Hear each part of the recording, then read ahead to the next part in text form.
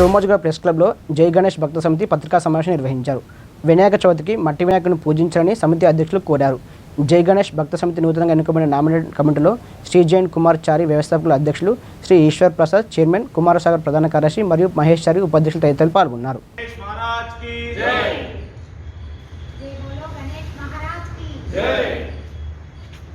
जय बोलो गणेश महाराज की जय। जय बोलो गणेश महाराज की जय।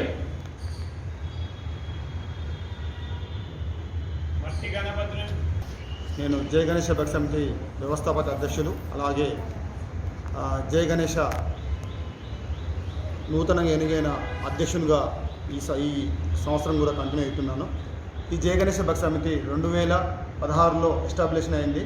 2010లో ఈ జై గణేష మొదలైంది. జయ గణేష మొదలైన నుంచి ఇప్పటి వరకు జయ గణేష సమితుల్లో ఒక 2000 మంది 3000 మంది దాకా ఉంటారు. 2000 నుంచి 3000 మంది దాకా ఉంటారు. అందులో ఈ సంవత్సరం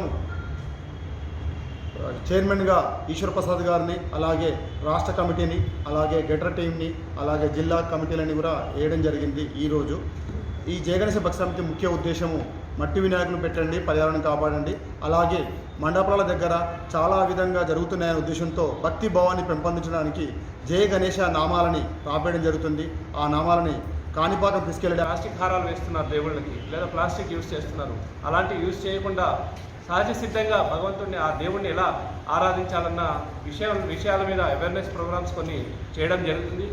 కాబట్టి ప్రతి ఒక్కరు కూడా యావత్ తెలంగాణ ప్రజలు, అలాగే యావత్ దేశ ప్రజలు కూడా ఈ ఒక్క విషయాన్ని గమనించి మన పండుగలని సహజ సిద్ధంగా చేసుకుంటే ప్రకృతిని, అలాగే దేశాన్ని, ప్రపంచాన్ని, యావత్ మానవాళిని కాపాడిన వాళ్ళం అవుతామని చెప్పి కోరుకుంటున్నాను. ధన్యవాదాలు.